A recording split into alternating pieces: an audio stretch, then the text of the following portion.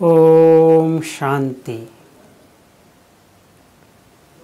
Drama कल्याणकारी है और ड्रामा में जो कुछ भी होता है बाबा कहते हैं कि वो निश्चित है। 12 तारीख को बाबा का अवतरण हुआ और बाबा ने बहुत अच्छी मुरली चलाई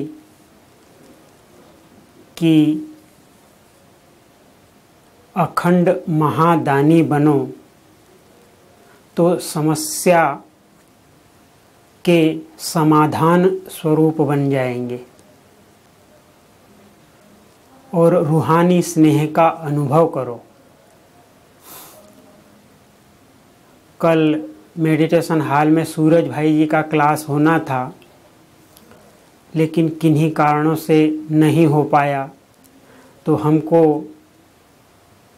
ख्याल आया कि हमने जो चिंतन किया है वो चिंतन हम अपने भाई बहनों के लिए उसको सहज करके भेजेंगे, क्योंकि हमारे पास आज भेजने के लिए कोई दूसरा क्लास नहीं था। तो इसी लक्ष्य को लेकर के हमने जो चिंतन किया है, और हम ये 15 दिन जब बाबा दूसरी बार आएंगे, दूसरी बार अवतरण होगा, तो तब तक इस मुरली का पूरा पुरुषार्थ करेंगे।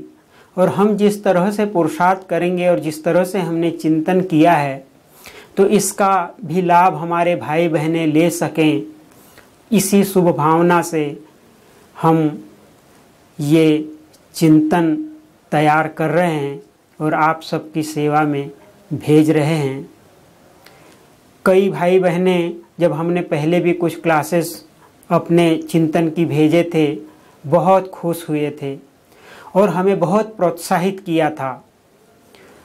और 90% लोगों का यही कहना था कि भाई आप ऐसे ही चिंतन हमें भेजा कीजिए। और हमारा यही लक्ष्य रहता है कि अभी वक्त बहुत कम है, तो हम लास्ट सो फास्ट कैसे जा सकते हैं, कैसे हम गेलअप कर सकते हैं।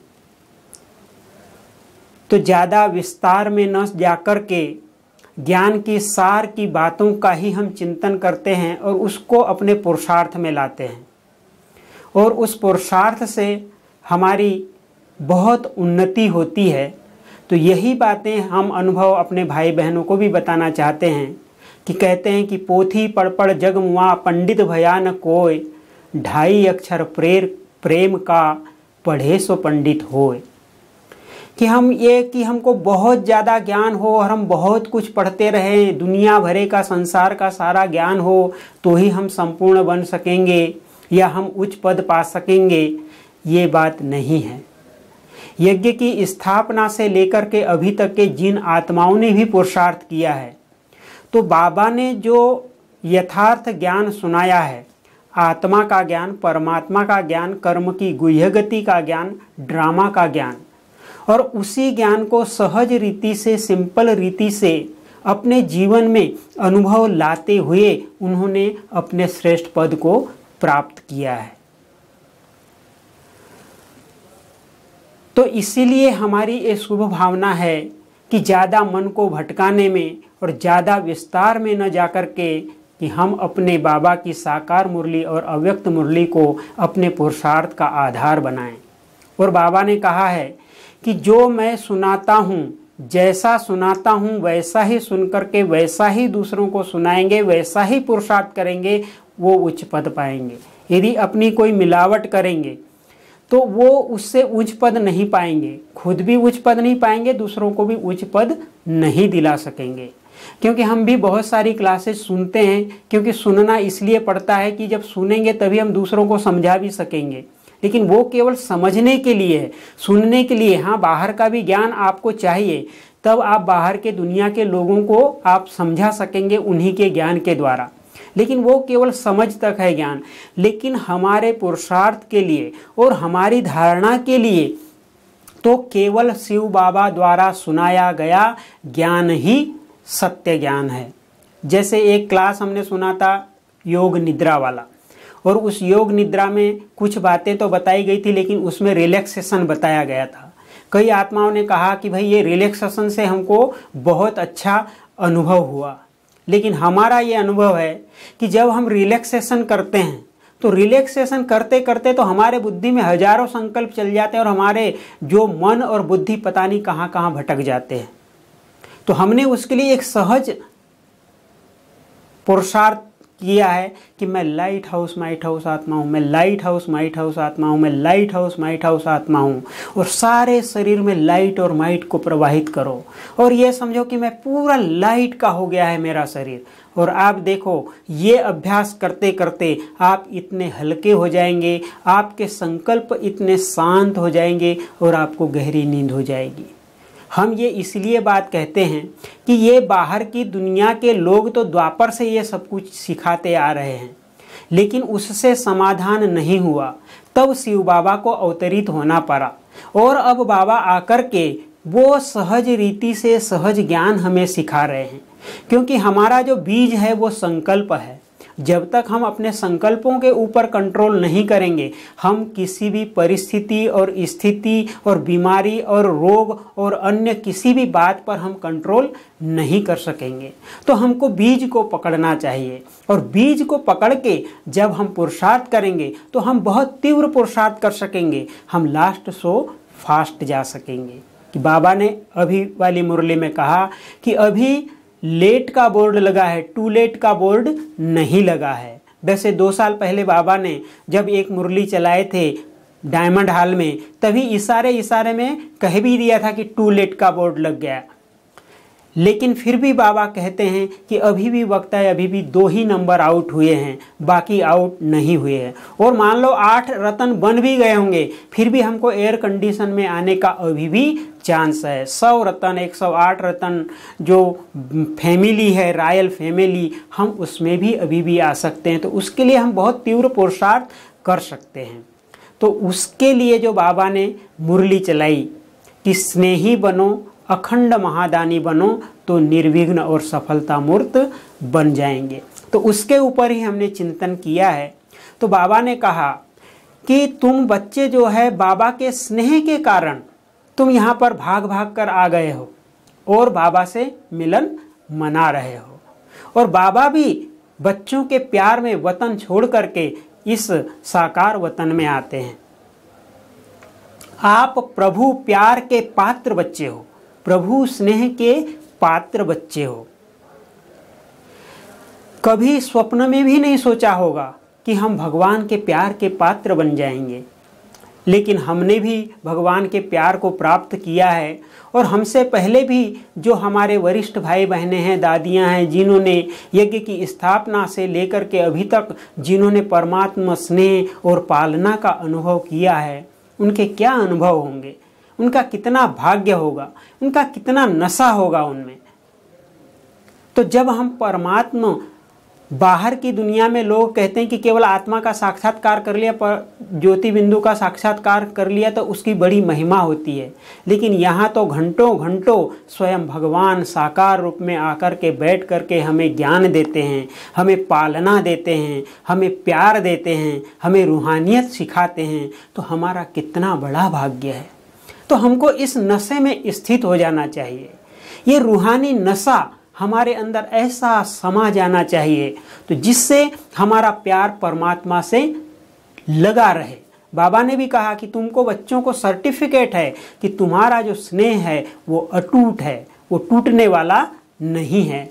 लेकिन कभी कभी बीच बीच में परिस्थितियां आती हैं और वो परिस्थितियां, व्यक्ति, वस्तु, वैभव हमारे स्नेह को तोड़ देती है। तो इसके लिए बाबा ने कहा कि तुम कभी कभी या सम टाइम नहीं करो, सदा शब्द को अंडर लाइन करो, क्योंकि तुम्हारा लक्ष्य है ब्रह्मा बाप समान बनना। और ब्रह्मा बाप सदा योग युक्त, राज युक्त, सफलता मूर्त थे। वो कभी कभी वाले उनका पुरुषार्थ नहीं था, सम टाइम वाला पुरुषार्थ नहीं था। इसलिए फॉलो फादर करो, हमें फॉलो फादर करना है।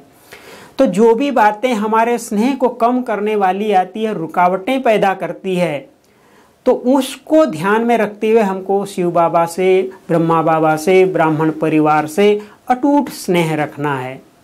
क्योंकि स्नेह, बाबा ने कहा कि स्नेह एक चुंबक है, स्नेह से चुंबक की तरह खींचे चले आ जाते हैं। स्नेह में त्याग करना कोई कठिन नहीं लगता है। जिससे हमको दिल का प्यार होता है उसके लिए हम अपनी नींद भी, खाना भी, है ना, सुख भी, सब कुछ त्याग कर देते हैं। तो बाबा कहते हैं कि जिससे प्यार होता है तो उसके लिए त्याग करना सहज होता है। और बाबा कहते हैं कि बच्चों में के दिल में स्नेह की लहरें लहरा रही है। बच्चों को चेहरे पर स्नेह की रेखा चमक रही है। तो ये जो स्नेह है, इस स्नेह को हमको अटूट बनाना है, क्योंकि स्नेह जो है वो हमको सहज योगी बना देता है, मुश्किल को आसान कर देता है, मोहब्बत का फल का अनुभव कराता है। जो स्नेह जो है वो हमारे ब्राह्मण जीवन का फाउंडेशन है। स्नेह एक चुंबक है और चुंबक की तरह हमको खींचता है और बाबा से के साथ और ब्राह्मण परिवार के साथ में बांध कर रखता है। तो हमें कभी भी अपने इस रूहानी स्नेह को कम नहीं होने देना है। और बाबा ने कहा कि स्नेह भी कोई साधारण स्नेह नहीं है। दिल का स्नेह, सच्चा स्नेह, निस्वार्थ स्नेह, आत्मिक स्नेह है। तो इस स्नेह को हमको सदा बढ़ाते रहना है। स्नेह के बारे में ये मुख्य मुख्य बातें हमने स्मृति में रखी है और इससे हमको अपना नशा बढ़ाना है। लेकिन बाबा कहते हैं कि स्नेह में जो परसेंटेज का अंतर आ जाता है, उस अंतर को मिटाने का मंत्र क्या है। दूसरा टॉपिक यहाँ से प्रारंभ होता है कि उस स्नेह में पढ़ने वाले अंतर को मिटाने का मंत्र है अखंड महादानी बनो। तो बाबा ने बताया कि कैसे महादानी हम बने। क्योंकि जब हम महादान करेंगे, जब हम सेवा करेंगे, जब हम ये लक्ष्य रखेंगे कि हम ये विश्व कल्याण के जिम्मेवारी के ताजधारी बच्चे हैं, हमने बाप दादा को ये इस ईश्वरीय कार्य में मदद करने का संकल्प लिया है, हम विश्व कल्याणकारी है। जब ये हम संकल्प रखेंगे तो हमें अपने जिम्मेदारी का ख्याल होगा और हम आलस और अलबेलेपन से मुक्त हो सकेंगे। तो हमें ये बात याद में रखना है कि मुझे अखंड महादानी बनना है। तो बाबा ने कहा कि अखंड महादानी बनने से तुम निर्विघ्न बन जाएंगे, विघ्न विनाशक बन जाएंगे, योग युक्त बन जाएंगे, राज युक्त बन जाएंगे, सफलता मूर्त बन जाएंगे। इसमें डबल फायदा है। स्वयं को फायदा तो है ही है, लेकिन दूसरों को भी फायदा होगा, क्योंकि जिसके प्रति हम दान करेंगे तो उसके दिल से हमारे लिए दुआ निकलेगी और ये दुआएं जो है वो लिफ्ट का काम करेगी। लिफ्ट उड़ने में मदद करती है हमको। हम उड़ेंगे, सीढ़ी से चढ़ेंगे नहीं, उड़ेंगे। तो दुआएं लिफ्ट का काम करती है। तो हमको दुआएं लेना है और हम जो भी हमारे खजाने हैं वो खजाने बांटेंगे तो बढ़ेंगे, कभी भी कम नहीं होंगे। इस बात का भी हमें ध्यान रखना है कि खजाना बांटने से बढ़ेंगे और ये सेवा करने से हमारा स्व पुरुषार्थ भी होगा। क्योंकि आज भी मुरली में जैसे बाबा ने कहा, आज जो संडे है उसमें कहा कि बाबा ने कहा कि सेवा और याद का डबल लाख रखो, है ना। और आज भी स्नेह के ऊपर ही मुरली थी कि जो परमात्मा स्नेह में बच्चे हैं, तो देखो बाबा भी वो साकार वतन छोड़ करके, वो मूल वतन छोड़ करके इस साकार वतन में बच्चों से मिलने के लिए आते हैं। और बच्चे भी दूर दूर देश देश से और आए हुए हैं, है ना। सब अपने रीति रिवाज, रस्म धर्म सब छोड़ करके और एक परिवार के बन गए, एक चंदन के वृक्ष बन गए, है ना, जिसमें एक मत है, एक परिवार है, एक श्रीमत है, एक ही ब्राह्मण कल्चर है। तो इस एक ब्राह्मण कल्चर के बन गए, एक ही कल्चर है, बस बाबा और मैं और हमारा ब्राह्मण परिवार और बाबा की सेवा। तो जब हम ये सेवा करेंगे तो सेवा में हम विघ्न विनाशक बन जाएंगे, राज युक्त, योग युक्त, सफलता मूर्त बन जाएंगे। और जब दुआएं लेंगे, क्योंकि बाबा ने कहा कि तुम पुकार सुनो, तुम्हें पुकार सुनाई देती है कि जो विश्व की आत्माएं हैं, जो भक्त आत्माएं हैं, वो पुकार कर रही है कि हे इष्ट देव और देवियां, हमें शांति दो, हमें सच्चा प्यार दो, रहम करो, कृपा करो। तो बाबा ने कहा कि ब्राह्मण परिवार में हमको सहयोग देना है। ब्राह्मण परिवार में सहयोग देना है और बाहर की आत्माओं को दान देना है। कौन सा दान देना है?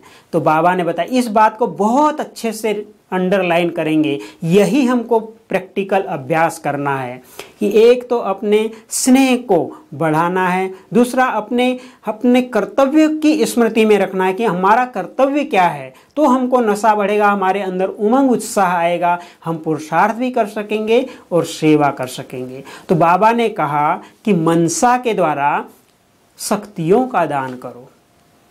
कोई सेवा कर सकते हो करो, जो भी भाषण करना है, मेला लगाना है, प्रदर्शनी करना है, कोई भी सेवाएं हैं वो सेवाएं कर सकते हो, जोर शोर से करो। पर यदि नहीं कर सकते तो ये सेवा जरूर करो कि मनसा द्वारा शक्तियों का दान करो, वाचा द्वारा ज्ञान का दान करो, कर्मणा द्वारा गुणों का दान करो, बुद्धि के द्वारा समय का दान करो, संबंध संपर्क के द्वारा खुशी का दान करो। तो जब इस दान करने में हम बिजी रहेंगे तो हमारा स्व का पुरुषार्थ हो जाएगा, हम व्यर्थ से बच जाएंगे। तो हमको पूरे 15 दिन के लिए ये रोज का, कभी मनसा का दान, कभी कर्म कर रहे हैं तो कर्म में गुणों का कैसे दान करेंगे, निरअहंकारी बन करके, नम्रता से, मधुरता से, रूहानी मुस्कान चेहरे पर रख करके जब हम सेवा करेंगे, जब कोई ऐसी कठिनाई वाली परिस्थिति में हम फंसे हुए हैं लेकिन वहाँ पर हम हिम्मत रखेंगे, उमंग उत्साह में रहेंगे, उल्लास में रहेंगे, तो हमारे उस हिम्मत को देख करके लोगों को प्रेरणा मिलेगी कि देखो इस व्यक्ति ने ऐसी मुसीबत के समय में, ऐसी परिस्थिति के समय में ऐसी हिम्मत रखी है, तो हमको भी ऐसी हिम्मत रखनी है, ये प्रेरणा मिलेगी। मान लो हम कोई स्थूल कर्म कर रहे हैं और स्थूल कर्म करते हुए यदि हम बहुत नम्रता से और बहुत निरअहंकारी भाव से सेवा करते हैं तो लोगों को इससे प्रेरणा मिलेगी कि देखो अमुक व्यक्ति ऐसा स्थूल कार्य करते हुए भी कितना निरअहंकारी रहता है, कितना नम्र और कितना सरलचित रहता है। तो वो उनको इससे प्रेरणा मिलेगी और इस प्रेरणा से वो अपने में धारणाएं करेंगे। तो इस तरह से हम गुणों का दान कर सकते हैं। जब कोई भी हमारे संबंध संपर्क में आता है, चाहे वो हमारे पहचान का है या नहीं है, लेकिन जब हम उनको केवल मुस्कुरा करके ओम शांति भी बोलते हैं तो देखो उनके चेहरे पर खुशी आ जाती है। पहचान वाला है तो ठीक है, नहीं पहचान वाला है और उसको भी जब हम मुस्कुरा करके ओम शांति कहते हैं तो उसके चेहरे पर भी मुस्कुराहट आ जाती है, थोड़ी के देर के लिए वो दुख गम भूल जाता है। तो इस तरह से हम संबंध संपर्क के द्वारा खुशी का दान दे सकते हैं और बुद्धि के द्वारा समय का दान बाबा ने कहा है। तो हम अपने जब संकल्पों को श्रेष्ठ बनाते हैं तो हमारा समय भी सफल होता है। तो बुद्धि में क्या चलता है, हमेशा संकल्प चलते हैं। तो इसीलिए कि वैज्ञानिक लोग कहते हैं कि एक दिन में 60,000 संकल्प चलते हैं। अब बताइए आपके कितने व्यर्थ और कितने समर्थ होते होंगे।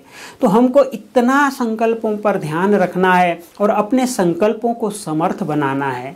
तो जब हम अपने संकल्पों को समर्थ बनाएंगे तो हमारा समय भी सफल होगा और वो समय हम श्रेष्ठ वाइब्रेशन फैला करके दूसरों की सेवा में उपयोग में ला सकेंगे।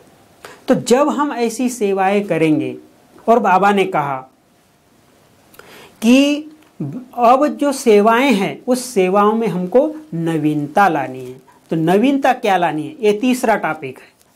पहला टॉपिक स्नेह का हो गया, दूसरा टॉपिक ये अपने लक्ष्य को ध्यान में रखते हुए किस तरह से सेवा करनी है और इससे हमको क्या फ़ायदा होगा, दुआएं मिलेगी और दुआएं मिलेगी तो दुआएं लिफ्ट का काम करेगी और जब हम किसी को सुख देंगे, शांति देंगे, उनके दिल से जो दुआएं निकलेगी वो हमको उड़ने में मदद करेगी, वो हमको सहज योगी भी बना देगी ना। जब लोगों की दुआ मिलेगी तो हमारे मन का बोझ हल्का हो जाएगा और हम जहाँ चाहे, बाबा ने कहा है कि तुम जहाँ जाना चाहो वहाँ जा सकते हो। अर्थात जैसे तुमको बुद्धि से परमधाम में जाना है तो तुम परमधाम में जा सकते हो आसानी से। तुमको यदि अपने सतयुगी दुनिया में जाना है तो तुम बहुत आसानी से वहाँ पर जाकर वहाँ की स्थिति का, उस देव स्वरूप का अनुभव कर सकते हो।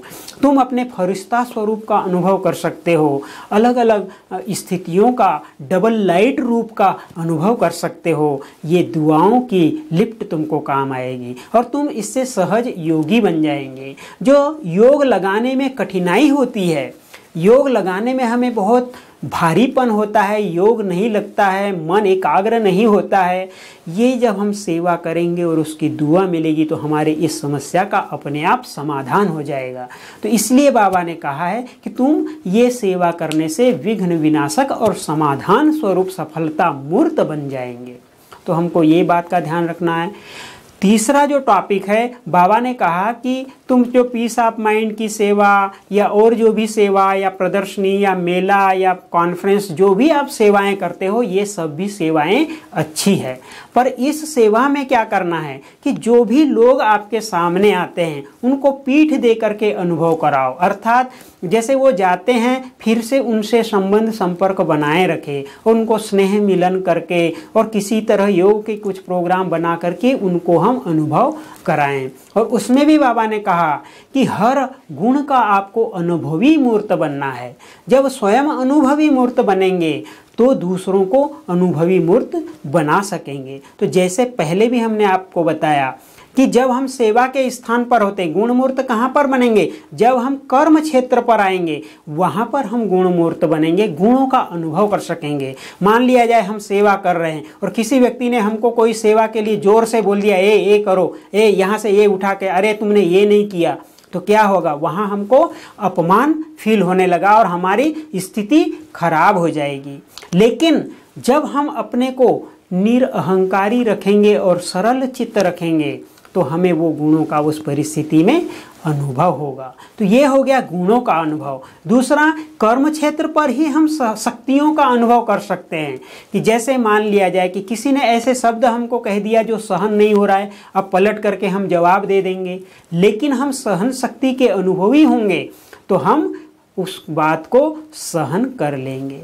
तो शक्ति का भी अनुभव होना चाहिए, गुणों का भी अनुभव होना चाहिए, आत्मिक स्थिति का अनुभव होना चाहिए कि कोई व्यक्ति हमारे सामने कोई गलत काम कर रहा है, कोई गलत बात कर रहा है, तो हमारी स्थिति उस आदमी के प्रति, उस आत्मा के प्रति आत्मिक रहती है या उसकी बात सुन करके हमारा भाव बदल जाता है। तो ये है आत्मिक स्थिति।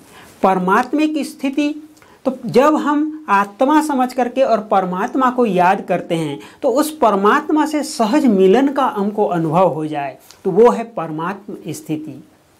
तो इस तरह से जब हम अनुभव करेंगे एक एक बात का, बाबा ने कहा कि चारों सब्जेक्ट में, ज्ञान में, योग में, सेवा में, धारणा में अनुभवी मूर्त बनना है। धारणा कैसी करनी है कि जैसे हमको सरल चित्त रहना है, नम्र चित्त रहना है, योग युक्त रहना है, ये सब धारणा है चारों सब्जेक्ट में। तब बाबा ने कहा कि जो तुम तब पास विद ऑनर बन सकेंगे, क्योंकि जो ब्रह्मा बाबा थे, ब्रह्मा बाबा ने सभी बातों में ऑलराउंडर सेवाधारी भी थे। तो ऑलराउंडर सेवाधारी में क्या है कि मनसा वाचा कर्मणा संबंध संपर्क बुद्धि से हमको सदा सेवा पर तत्पर रहना है। तो जब हम ये सेवाएं करेंगे, ऑलराउंड सेवा करेंगे, सभी गुणों के अनुभवी मूर्त बनेंगे, तब हम पास विद ऑनर बन सकेंगे। क्योंकि बाबा ने कहा कि तुमको एवर रेडी रहना है। एवर रेडी का मतलब क्या है कि लोग समझते हैं अरे चलो अभी भी बुलावा आ जाएगा तो हम चले जाएंगे शरीर छोड़ करके, लेकिन जब शरीर छोड़ेंगे और जिंदगी भर जो आपने सोचा है, जो ध्यान किया है, जो ख्याल किया है, शरीर छोड़ते समय वही तो याद आएगा ना। तो एवर रेडी की परिभाषा ये नहीं है कि हाँ चलो हम शरीर छोड़ करके चले जाएंगे। एवर रेडी की परिभाषा ये है कि जब 1 सेकंड का तुम्हारा पेपर होगा तो उस कभी भी शरीर छोड़ें और उस समय जब 1 सेकंड का पेपर होगा तो उस 1 सेकंड के पेपर में हम पास विद ऑनर हो जाएं, हमें कोई और बात याद न आवे, हम गुणमूर्त, ज्ञानमूर्त, शक्तिमूर्त बने, हमारे मन में खुशी रहे, हमारे मन में बुद्धि में बाबा की याद रहे, हम सर्व खजानों से संपन्न रहें। जब तक हम संपन्न, हमारे खजानों से संपन्न नहीं होंगे तो हम संतुष्ट भी नहीं हो सकेंगे, और जब संतुष्ट नहीं होंगे तो हमारी बुद्धि भटकेगी, और जब बुद्धि भटकेगी तो क्या हम 1 सेकंड के पेपर में पास हो सकते हैं? नहीं हो सकते हैं। तो इसीलिए हमको बाबा ने कहा कि ये अनुभवी मूर्त बनना है। तो ये 3 बातों का हमको 15 दिन तक के अभ्यास करना है कि एक परमात्मा स्नेह हमेशा हमारे मन में बना रहे, एकदम बेहद का वैराग रहे और परमात्मा स्नेह रहे, और सभी आत्माओं के प्रति एक आत्मिक स्नेह रहे। तो जो जो बाबा ने बातें बताई हैं उन बातों को मन में रखते हुए हमको मन में स्नेह जगाना है। लोग बाहर की दुनिया की पुस्तकें पढ़ कर के और बुद्ध की और ईसा, वो क्राइस्ट की और अन्य लोगों की कहानियाँ पढ़ पढ़ के अपने में वैराग लाते हैं। वास्तव में हमें सहज रीति से बुद्धि में वैराग आना चाहिए। हमारे यज्ञ के जो भी पूर्वज आत्मा हैं, उन्होंने जो जो कर्तव्य किए, जो जो कर्म किए, उन कर्म कलाओं को देख को करके, उन लीलाओं को देख करके और यज्ञ के और वर्तमान समय को देख करके हमें बिना आधार के स्वतः ही वैराग आना चाहिए। जब व्यक्ति, वस्तु, वैभव सबसे वैराग होगा, जब त्याग की भावना होगी, तो हमारा प्यार अपने आप परमात्मा की ओर और रूहानी आत्मिक स्नेह हमारे मन में रहेगा। जब हम व्यक्ति, वस्तु, वैभव के प्रति हमारे मन में लगाव होता है तो ये वैराग चला जाता है। तो इस तरह से एक तो अपने मन में रूहानी स्नेह को जगाने का पुरुषार्थ करना है पूरे 15 दिन, जब नेक्स्ट बार बाबा आएंगे और दूसरी मुरली चलाएंगे तब तक। और दूसरा कि हमें सेवा करनी है, मनसा सेवा। बाबा ने जो 4 बातें बताई वो करके हमको सफलता मूर्त बनना है, हर गुण का अनुभवी मूर्त। और तीसरा सब्जेक्ट कि हर बात का हमको अनुभवी मूर्त बनाना है और सदा को अंडरलाइन करना है, एवर रेडी रहना है। और जब हम इस तरह से पुरुषार्थ करेंगे तो बाबा ने ड्रिल भी कराई कि जब ऐसा पुरुषार्थ करेंगे तो तुम हल्के हो जाएंगे। तो 1 सेकंड में तुम सूक्ष्म वतन में पहुंच जाओ, 1 सेकंड में तुम अपने सुखधाम, परम धाम में पहुंच जाओ, 1 सेकंड में तुम अपने सुखधाम में पहुंच जाओ, अपने देव स्वरूप में पहुंच जाओ, फिर अपने डबल लाइट स्वरूप में पहुंच जाओ, फिर अपने ब्राह्मण स्वरूप में पहुंच जाओ। और इस तरह से ड्रिल करते रहेंगे तो हमें अनुभव होते रहेंगे, हमारे मन बुद्धि भी हल्के हो जाएंगे, हमारे मन में खुशी रहेगी, हम विघ्न विनाशक बन जाएंगे, हम सफलता मूर्त बन जाएंगे, हम राज युक्त बन जाएंगे, योग युक्त बन जाएंगे, मेहनत मुक्त बन जाएंगे, और हम मोहब्बत का फल खाने वाले परमात्मा प्यार के, परमात्मा स्नेह के पात्र बच्चे बन जाएंगे। और परमात्मा स्नेह के पात्र बच्चों को जो है परमात्मा का सच्चा स्नेह मिलेगा, जो हमने स्वप्न में भी नहीं सोचा था कि हम परमात्मा स्नेह के पात्र बन जाएंगे, और अभी हम प्रत्यक्ष में वो बने हैं और वो परमात्मा स्नेह का हम अनुभव कर रहे हैं। तो इस तरह से जब हम पुरुषार्थ करते रहेंगे तो बाबा की मदद मिलेगी। और एक बात का बराबर ध्यान रखना है कि सबको आगे बढ़ाना है और खुद भी आगे बढ़ना है। किसी के लिए भी मन में ईर्ष्या द्वेष नहीं लानी है। अपने ब्राह्मण परिवार में सहयोग देना है। कोई कमज़ोर आत्मा है, कोई किसी परिस्थिति में फंसी हुई आत्मा है तो उसको क्रिटिसाइज नहीं करना है, उसका मनोबल नहीं गिराना है, उसको सहयोग देना है, उसको हिम्मत देना है, उसको मदद देना है और उसको आगे बढ़ाना है। जब हम दूसरों को आगे बढ़ाएंगे, लोग कहते तो हैं कि आगे बढ़ाना चाहिए, लोगों को मदद करना चाहिए, लेकिन हमने प्रत्यक्ष रूप में देखा है जब मौका आता है जहां किसी को चांस मिलना चाहिए उसका चांस रोक देते हैं, उसको पीछे कर देते हैं।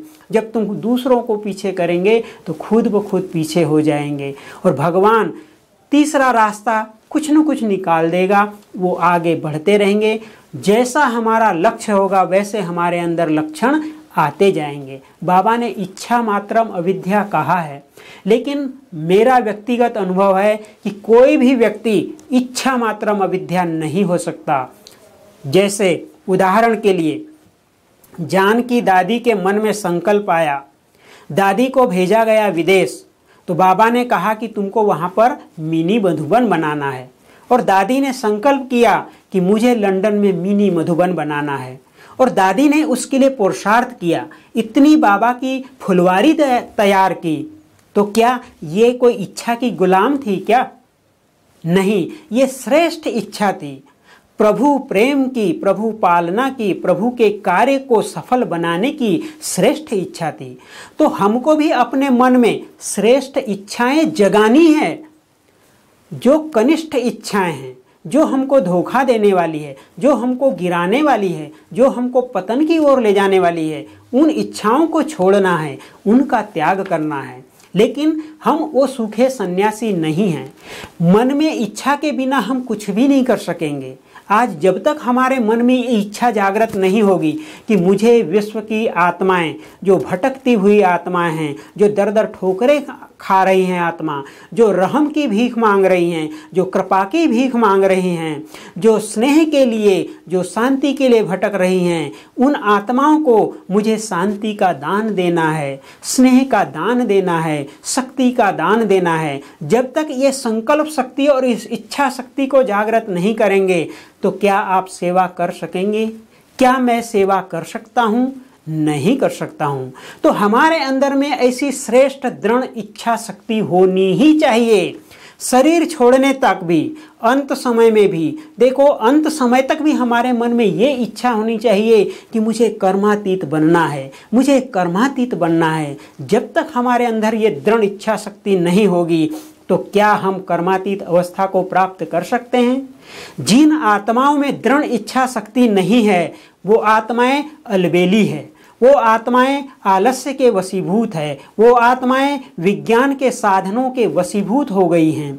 लेकिन जिन आत्माओं के मन में ये संकल्प है, नहीं, ये विनाशी दुनिया की किसी भी मोह माया जाल में मुझे नहीं फंसना है, लेकिन विज्ञान के साधनों का सदुपयोग करते हुए, इसको परमात्मा कार्य में लगाते हुए अपना भी भविष्य उज्जवल बनाना है और अन्य आत्माओं का भी उज्जवल भविष्य बनाना है। जब ऐसी हम दृढ़ इच्छा शक्ति रखते हैं तब हमारा विल पावर जागृत होता है, तब हमारे अंदर उमंग उत्साह पैदा होता है, तब हमको तूफान को भी तोहफा बनाने की शक्ति आती है और फिर हम अपने लक्ष्य के ऊपर विजय प्राप्त कर सकते हैं, उस लक्ष्य तक हम पहुंच सकते हैं। तो हे मेरे मीठे मीठे भाई बहनों, हम भी मधुबन में रहते हैं, हमने भी बड़े भाई बहनों से, दादियों से जो भी सीखा है, यहाँ रह कर के जो सीखा है, जो हमारे सामने भी अनेक समस्याएं आती, परिस्थितियाँ आती हैं। ऐसे नहीं है कि हम मधुबन में रहते हैं तो बिल्कुल सहज ही सहज रहते हैं।